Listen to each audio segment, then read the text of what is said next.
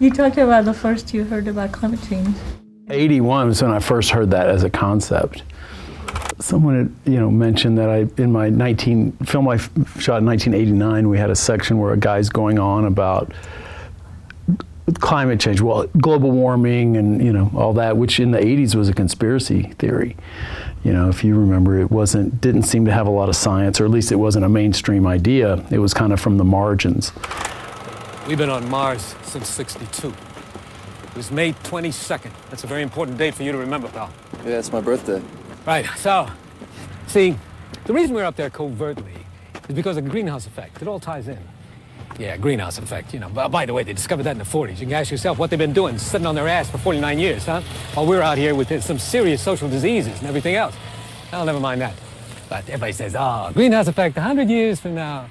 I'll be long dead, gone, out of here. Not so, my friend, not so. No, government's setting on the fact that it's 10 to 20 years maximum. It's getting hotter, don't you think? Yeah, it's not even summer yet. Yeah, and when the polar ice caps begin to melt, it's not going to take a certified genius to understand we're in serious global confusion. I mean, really, we're in massive mainline ecological chaos. Anyway, it's happening even as we speak. So, I'll tell you what they've already done. They've colonized outer space. Oh, they couldn't colonize everybody. No. That'd be global bankruptcy. And we couldn't beat the greenhouse effect anyway. This secret group, the group that's in charge of the government. Oh, yeah. They're going to get boosted off this rock before it melts. And the rest of us, what do they care? We're going to be left here to fry. I'm just explaining the context of 80s conspiracy. No, just there it is in your head. So it's kind of, that's an interesting concept. If that could happen, surely that would wreak havoc. So.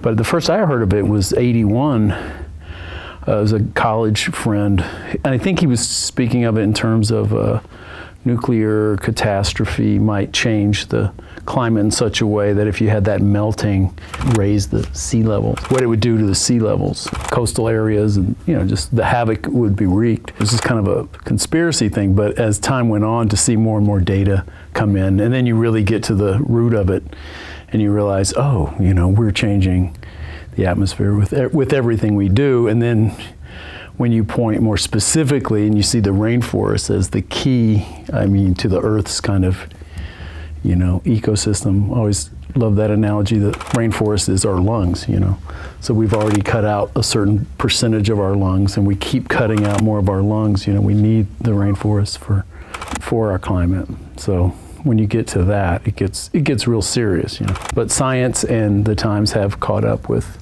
the reality, caught up with the conspiracy. Some things start off conspiracy and actually go away because they're ridiculous, and then some things kind of, okay, there was something there, and here's the facts behind it. Once you diagnose the problem, you actually can do something about it. So that's what I admire about, Rainforest Partnership, is actually trying to get to the answers and the solutions. So why rainforests? Why?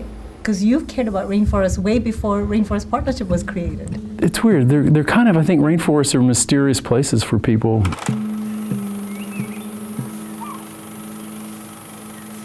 As a vegetarian and someone who sees the animal agriculture industry as one of the huge destroyers of the rainforests and our climate also.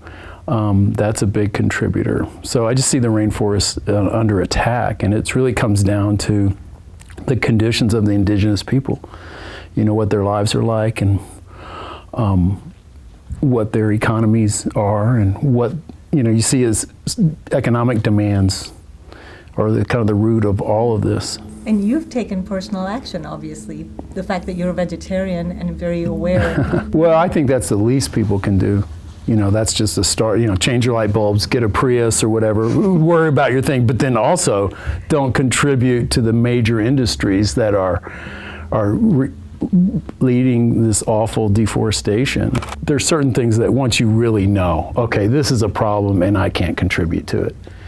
Once that really gets into your thinking, and that's politically, that's ethically, that's just, we go through our lives like this and we all have blind spots, and it's just because we're just not aware.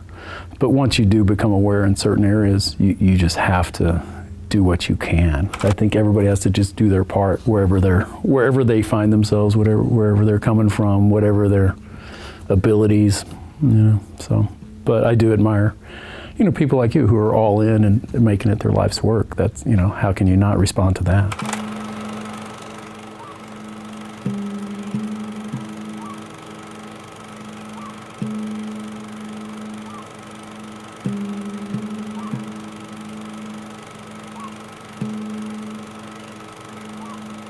You can see these shifts, people go through centuries being one way, and then there's just these changes in the mentality of the world.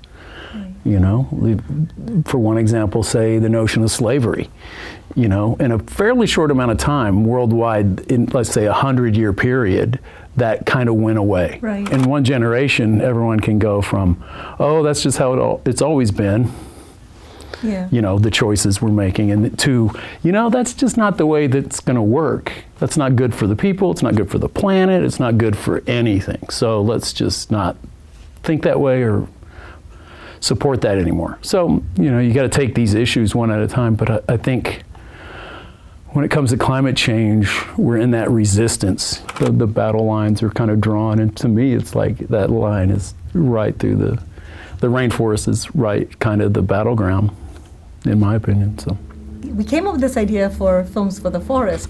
How do you think that allows people to be involved? As a filmmaker, I'm always excited about just the power of film. You grow up in the suburbs or somewhere, you've never been to a rainforest, but you watch a film from Mexico, India, Brazil, and suddenly you're in a forest. You're hanging out with people there. It's so basic, a great transference of information and see how people live and to be there viscerally. So I just love the idea of these films from around the world dealing with forests, just to get a sense of people's lives.